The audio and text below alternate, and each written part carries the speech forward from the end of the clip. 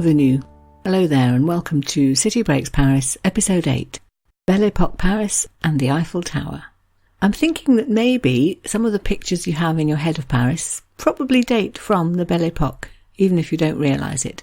If, when you think of Paris, you think of the Eiffel Tower, or perhaps of some of those lovely Impressionist paintings, street scenes from the 19th century, the Opera House, the dances at the Moulin Rouge, all of these things dated originally from the era known as the Belle Époque, the era which for many people defines Paris.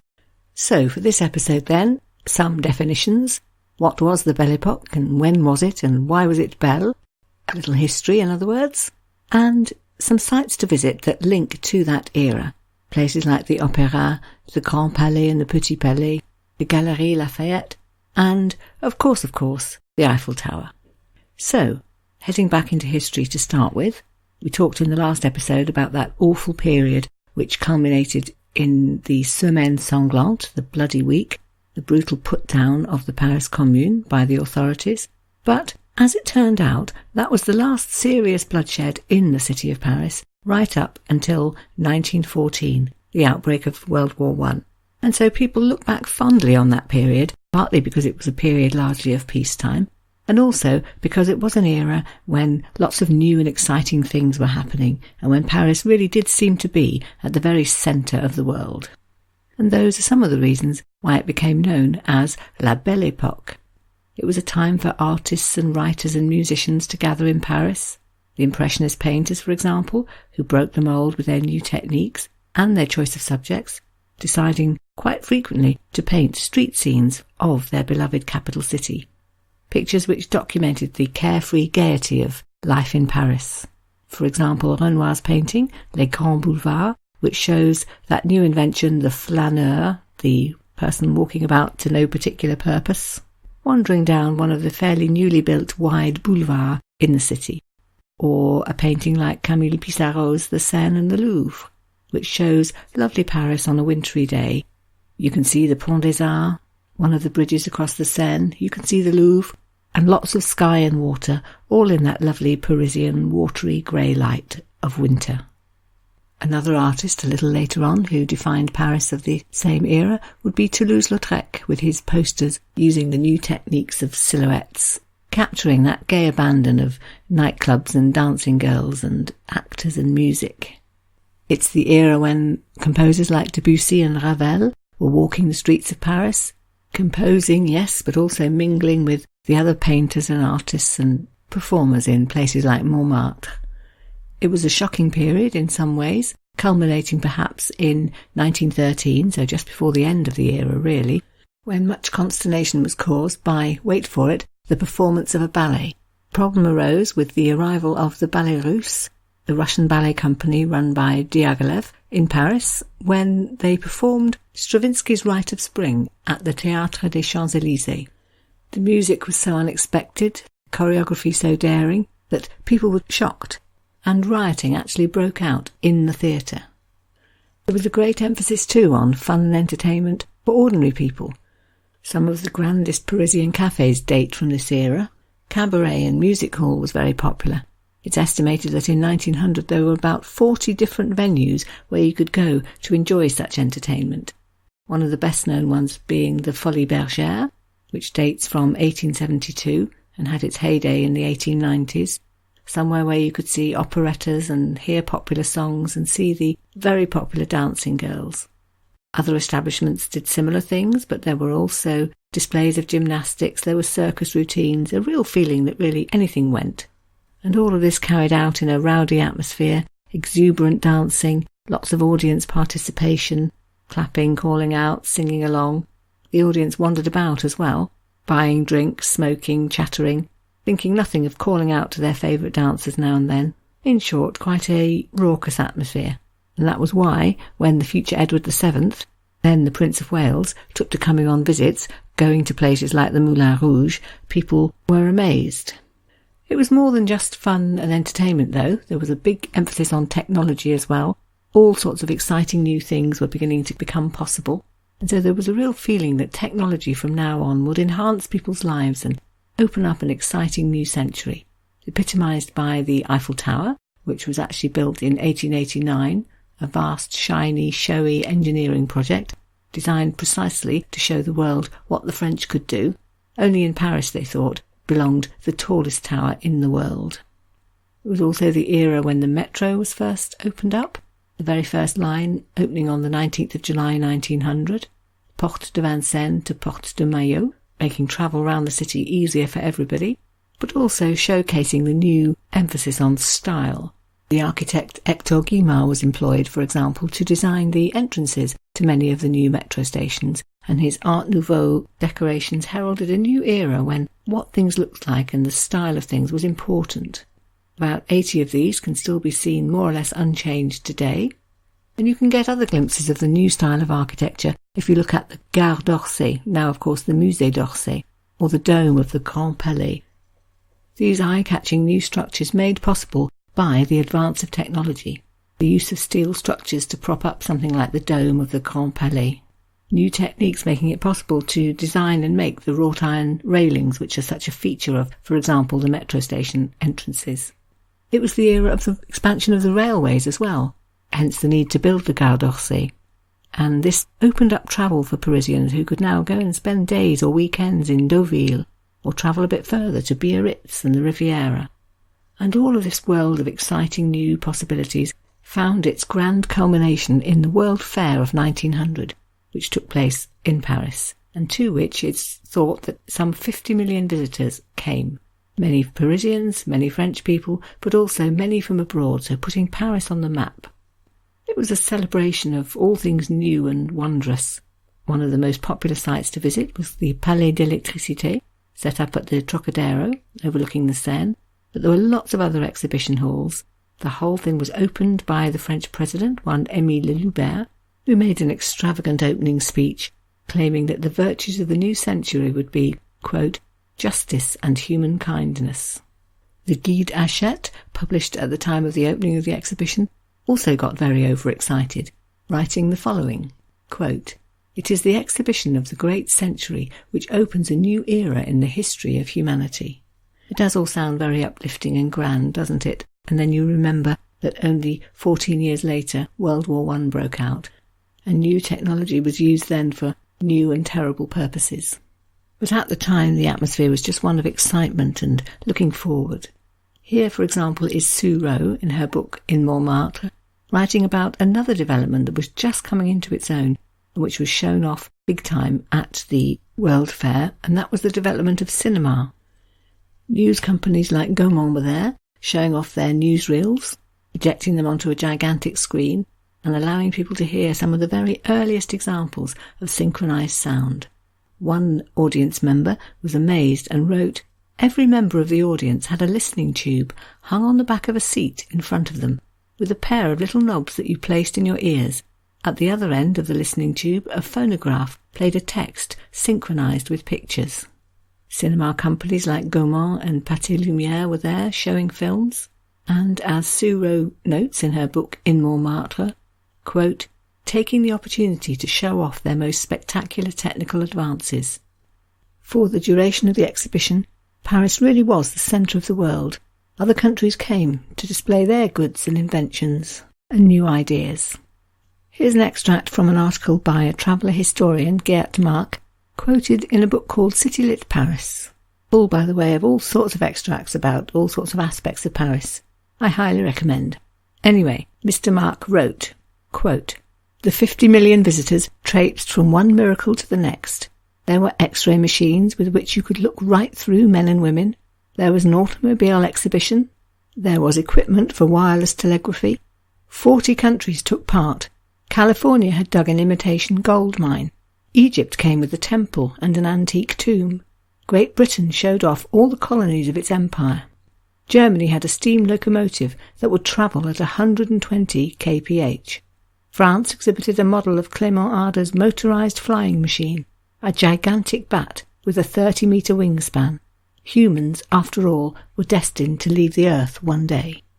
That does capture the excitement, doesn't it? The idea that anything could be possible. The whole of Paris was exciting and the place to be. There are descriptions of evening entertainments in places like the Café des Ambassadeurs, one of Paris's really grandest cafes, where the chanteurs, the singers, would appear in long, elegant dresses and stylish long black gloves. And people dressed up to come and see. Women in heavy silk dresses with nipped-in waists, bustles, hats decorated with feathers and flowers. Just excess and a delight in style at every turn. But I really mustn't give the impression that it was all glamour for everybody, because that certainly wasn't the case. A study done in 1882, for example, decided that 73% of Parisians lived in poverty. They were not the ones enjoying all this new excitement. And you get pictures of that in novels by Zola, which showed the drudgery of life for the working classes. A painting like Edouard Degas' In a Café. That was its actual title. Its subtitle was Absinthe, the drink that many people were downing far too much of, and the painting shows the social havoc caused by its overconsumption. If you know it, two lonely characters sitting in a café, not relating to each other at all. I don't think we even know if they know each other. Both gloomily contemplating, we're not quite sure what, but sitting in down-at-heel surroundings. Said to be a café in Pigalle, just at the foot of Montmartre. So a real reminder that not everybody was leading a glamorous and exciting life. We think of the can-can venues as being bawdy, but really just fun, whereas historians tell us that actually they, in many cases, were exploitative. The high-kicking women whom people flocked to see often wore no underwear. Many were probably prostitutes as well, exploited by the better-off men who came to see them. The authorities did worry about this. They sent the police along to keep an eye on public decency. But the facts remain that many women had no other options, and that, for example, in the 1860s there were thought to be some 30,000 prostitutes in Paris. The préfet de police at the time said, quote, "They are everywhere, in the café-concert, the theatres and the dance halls. You encounter them in public establishments, railway stations, even train carriages. There are some on all the promenade, in front of most of the cafes. They circulate in great numbers on the most beautiful boulevard, to the great disgust of the public." Definitely an aspect that we shouldn't overlook, but I think today when you go to Paris in search of the Belle Époque, there are certain places that you're going to want to visit to catch the flavour. And I'm going to run through them now with a little bit of detail on each one. So they would be the Grand Palais and the Petit Palais, the Galéries Lafayette, the Opéra, and the Eiffel Tower. Starting then with the Grand Palais and the Petit Palais, which were both built for the 1900 exhibition. You can tell that if you look at the stone and ironwork facades, the Belle Époque architecture at its very best. And particularly on the Grand Palais, the 45-metre glass cupola, which tops the whole thing, remains one of the things to look out for if you're on a river trip or gazing over from the other side of the Seine, and which today is one of the city's premier venues for special exhibitions. You can see all sorts there, be it cars or Tintin, music festivals, fashion shows, all sorts of other things are put on there. It tends to be a very booked up place. If you want to see any of those things, you're going to have to book well in advance. The Petit Palais is slightly different. It's not actually that small, despite its name. Also somewhere where you can see Belle Époque touches, such as the wrought iron staircase.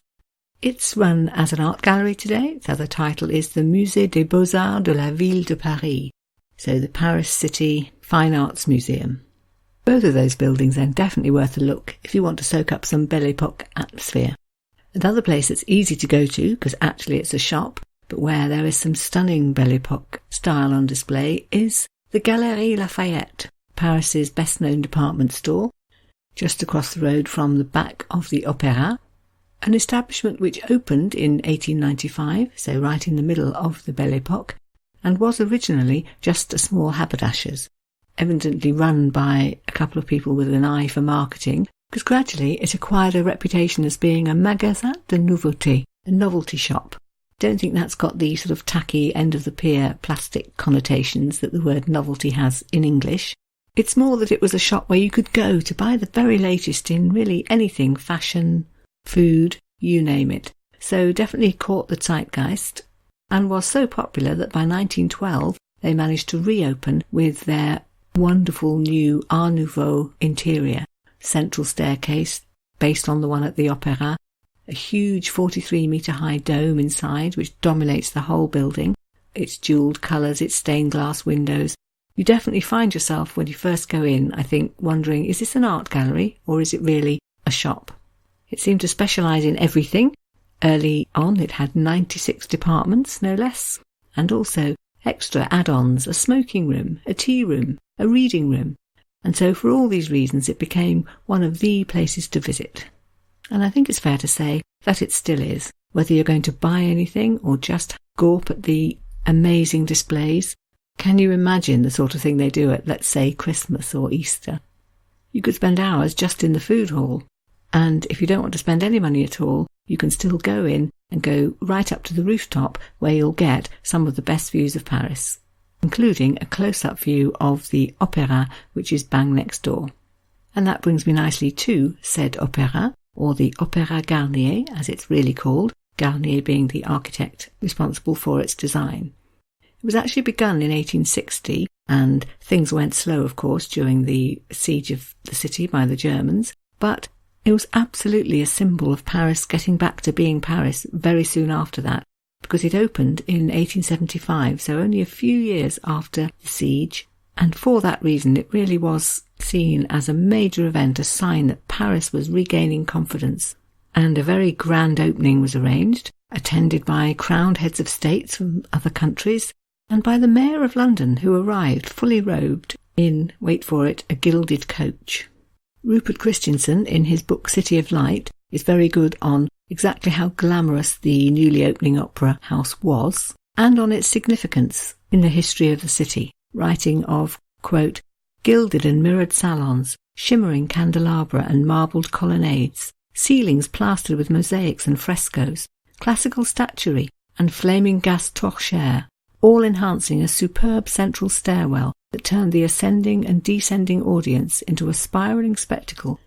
And he goes on to explain how, quote, patriotic hearts were exhorted to swell, and even the satirical weekly, Le Sifflet, responded to the call. Be proud of being French when looking at our opera. Foreigners who come to visit this marvel will see that despite all our misfortunes, Paris is, and always will be, without rival. Am I allowed to say that is so French, and actually so Parisian? Certainly worth a visit today. You could, of course, go to an opera, or you could go and look round by yourself or join a guided tour, and you'll see the work of, as for instance, 18 different sculptors, all of whom were commissioned to do statues of musicians and statues representing operas, etc., etc. I noticed in the guidebook they had a page which had pictures of, wait for it, the 24 different sorts of marble which were used in building it. Inside, the auditorium, of course, is somewhere you're going to want to see. Red and gold, all built using the very newest techniques of the 1860s and 70s, propped up by a 25-metre high iron structure supporting the domed ceiling, which is actually quite something. It was painted by the artist Marc Chagall, showing 14 scenes from different operas. So if you look carefully, you can see everything from Mozart's The Magic Flute to Wagner's Tristan und Isolde. Swan Lake is there, so's Carmen, Romeo and Juliet. And the ceiling tops off this glorious spectacle of the auditorium. Its red velvet, its gold leaf balconies, its massive chandelier, which weighs 7 tons, a bronze and crystal number with 340 lights, well known these days because of the role it played in the Phantom of the Opera when it crashed from the ceiling to the floor. This was a scene in the novel Gaston Leroux wrote called Phantom of the Opera, which in turn was based on an actual event, a day, or an evening rather, in 1896, when one of the counterweights to the chandelier fell, totally unexpectedly, landed on an audience member sitting in seat 13 in the 4th balcony, and sadly killed her. That seat has remained unsold to this day. Outside the auditorium, I think the grand foyer is almost as famous, its magnificent marble staircase. And all in all, anywhere inside that glorious building, you are very aware that it's been the place for ballet and opera since its opening in 1875. Although in fact more recently there has been a second opera, the Opéra Bastille, opened in 1989, as part of the bicentenary celebrations for the French Revolution. Much more modern, opened in Place de la Bastille, aiming therefore perhaps to have a slightly more opera of the people sort of feel, although in fact I have to say that when I went there it did feel quite posh. Anyway, I think on into the future, the Paris opera that most people will think of will remain the Opéra Garnier, for all its glamour and its spectacle and the history behind it, the significance of Paris's rebirth as a glamorous city in the 1870s. And then the final monument I'd like to come to that very much says Belle Époque is the Eiffel Tower. Built in 1889 for another exhibition, the Exposition Universelle in this case, 2 years in the building, 300 workers toiling away day after day to build what was going to be the tallest building in the world, and in fact remained that until as late as 1934, when it was finally overtaken by the Chrysler Building in New York. Originally it was going to be temporary, just up for the fair really, but as we'll hear in a minute, it proved so useful and popular that it was never taken down. That doesn't mean to say it was popular when it first went up. There was huge opposition to it even before it was built, when some of the intelligentsia, particularly authors and artists, saw what was planned and began to sniff that it would surely be too mercantile. It would look like a grimy factory chimney. They didn't like the, quote, odious shadow of this hollowed-out column of sheet metal. So strong were their feelings that they organised a public petition, just as planning was getting underway in 1887, and here's how they explained why they didn't think much of it. Quote, the Eiffel Tower, which even money-grubbing America, we can be certain, would not want, is the dishonour of Paris. Everyone knows that, everyone says it, and everyone is profoundly upset. And we are only the weak echo of the universal public opinion, which is rightly alarmed. One has only to imagine a vertiginously ridiculous tower dominating Paris like a gigantic black factory chimney, crushing by its barbarous massiveness Notre Dame, the Sainte-Chapelle, the Saint-Jacques Tower, the Louvre, the dome of the Invalides, and the Arc de Triomphe. Gustave Eiffel, who had been commissioned to design it, was having none of this, and he struck back, explaining why it was he thought it would be a good thing for Paris, and comparing it, perhaps a trifle immodestly, with some of the other greatest monuments in the world. So he wrote, is it because of their artistic value that the pyramids have so powerfully struck men's imaginations? The tower will be the highest edifice which men have ever built, so why should what is admirable in Egypt become hideous and ridiculous in Paris? He won the argument, of course, and built it actually finally was. Guy de Maupassant, the short story writer, who had been one of the group of intellectuals who organised the petition, decided he would have the last word. He would go there, he said, and he would eat there in the restaurant, because, quote, it is the only place in Paris where I don't have to see it. He's in quite a minority, though, because even in the year it was built, 2 million visitors came, including the Prince of Wales, various kings from Africa, one Buffalo Bill. Everyone was there. Its popularity grew more as some of the artists of the day began to include it in their paintings, and people slowly began to realise that it symbolised Paris and France in a way that somehow no other monument quite managed. The 20th century author, Roland Barthes, writing in 1979, tried to explain that somehow it united everyone in Paris. In Paris, he wrote, the tower is there, connecting me above the city to each of my friends that I know are seeing it. With it, we all comprise a shifting figure of which it is the steady centre. The original plan had been that it would stand for 20 years and then it would be demolished, but in the 20 years after it was built, not only was it popular as a place to go and visit, or a place to gaze at from various points across the city, but it also became useful. An observatory was installed up on the top, where scientific experiments were carried out. It's still there today, by the way. It was used for radio broadcasts, and it turned into quite a money spinner. So in the end, nobody thought it was a good idea to take it down again. One interesting thing about when it was built, the architect, Gustave Eiffel, had his own private apartment installed right at the top of the tower. It was part of the contract he negotiated. He would design it, but he wanted to be able to live up there. Many people were intrigued by this, pleaded with him to show them round, and offered him lots of money so they could rent it out, even just for one night. But he wasn't keen, he kept refusing, although he would occasionally invite a guest of his own choosing. He did, for example, host Thomas Edison, no less, the lighthouse designer. But you had to be Gustave Eiffel approved to gain an invitation. Today we're a bit luckier because the little room is open to the public. It's right up on the top floor, so if you get that far you could look round and you'll see the space in which he worked and a wax model of Gustave himself. The tower has played its own part in significant moments of history in the city. During World War I, for example, it was used as a radio tower to help jam German communications, said to have played a pivotal role in the Battle of the Marne in 1914, and acting generally as a communications hub for listening in on German transmissions. In World War II, when Paris was occupied by the Germans, some quick-thinking Parisians took the trouble just before they arrived to sever the cables in the lift. The idea, I think, was that if Hitler was going to climb the steps of the most famous tower in the city, he'd have to do it physically using his own legs, because a lift would not be provided. German soldiers were indeed sent up the tower to hoist a swastika over the top, a very large flag that was going to sway over the city and underline the fact that it was now under occupation, but in fact it only lasted a few hours and blew away. I think it was replaced by a smaller one, but that must have been a satisfying moment, I think, for the Parisians. The tower was closed during the whole of the occupation, and the lift was repaired so that it could reopen in 1946.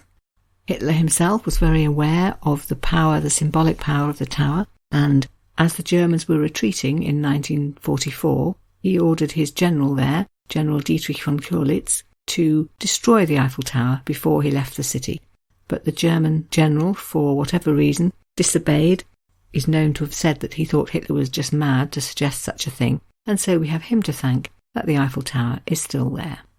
A few stats for you. If you climb up the steps to the top, you'll have to climb up 1,665 of them, but there are also 5 lifts in the building, and there are 3 levels, so you don't actually have to go right to the top. It's thought that about 250 million people have visited the Eiffel Tower since its opening in 1889. That's about 25,000 visitors every day, a fact of which I think you will be aware if you decide to go yourself.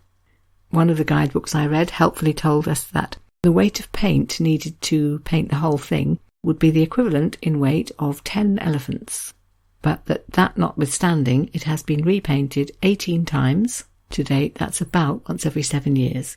So important is it deemed to keep La Dame de Fer, or the Iron Lady, looking spick and span. They do change the colours occasionally. It was a red-brown colour originally. Today it's more of a bronze hue. It's said that around the world there are about 30 replicas of the Eiffel Tower, and I'm proud to say that one of the very first was put up in Britain, because right back in 1889, when the World Fair was being held, one Sir John Bickerstaff, who was the Mayor of Blackpool, came to visit and was so impressed that he decided Blackpool must have its own version, hence the tower built on the seafront in the town of Blackpool. There are others in Las Vegas, in Pakistan. The Tokyo Tower in Japan is a bright red painted replica. I think it might be true to say that lots of cities, trying to get a little Parisian glamour for themselves, have hit on the idea of building their own version. It's also been used over the years for various madcap escapades. People have tried flying under the arches of the tower in various aircraft. One, as early as 1926, the pilot, one Léon Collet, I'm sad to say, was killed in the attempt. Lots of people have had the idea of having climbing races up to the top. One was organised as early as 1905 by a local newspaper, and one by one Monsieur Forestier, who took 3 minutes and 12 seconds to get up to the second level. These days, every March, there is a race known as La Verticale de la Tour Eiffel, in which people compete to run up to the top in the fastest time. Other people have tried it on bikes, even on motorbikes. People have parachuted off the top. More recently, the French rap duo, known as PNL, recorded a music video right at the top, and the video racked up 126 million views in its first year. You have to think some of that at least would be down to the ever-popular image of Paris's Eiffel Tower. For most of us with no desire to race up it or indeed down it, it just remains the most popular landmark in the whole of this city full of wonderful landmarks. Something you keep catching glimpses of from unexpected corners of Paris. I remember, for example, rounding a corner in the garden of Balzac's house in the 16th district to come most unexpectedly across a view of it I hadn't seen before. And most particularly, of course, it is Paris by night, isn't it? It's 20,000 light bulbs switched on every evening, and once an hour, on the hour, there's a 5-minute special sparkle show, as they call it, for which I like to think anybody who's in Paris at the time and has got the tower in their sights stops whatever they're doing just to enjoy that lovely spectacle. The last one, by the way, is at 1 a.m. It's no coincidence that the Eiffel Tower plays a starring role every New Year's Eve, every Bastille Day, and I can't wait to see what they're going to do to make it one of the centerpieces of the Paris Olympics. I can't claim I climb up it every time I go to Paris, but I certainly look at it every time I go to Paris. And one of my favourite moments is if I'm coming in on EasyJet to Charles de Gaulle to one particular runway, and I'm sitting on the right-hand side of the plane, I know that if I glance down at just the right moment, there it will be in all its glory, the Eiffel Tower, reminding me that once again I'm back in lovely Paris. So, leaving that behind for now and thinking ahead to the next episode, I'm going to call that Impressionist Paris and use it to deal with another feature of the city that really says Paris to everybody all over the world. And that's the work of that group of artists, including Renoir and Monet and Manet and Degas and lots more, most of whom were centred in Paris, and many of whom included it in fresh and delightful ways in so many of their paintings. I'll be offering you a little history, a few details about some of the best-known painters and their most famous works, and ideas for 3 places in the city that you can go to visit if you particularly want to know more about the work of the city's Impressionists. But for this week, that's it. We're leaving the Belle Époque behind. And so I would just like to thank you for listening, un grand merci, and to wish you goodbye, au revoir, and hope very much to have your company again next week, la semaine prochaine. Au revoir.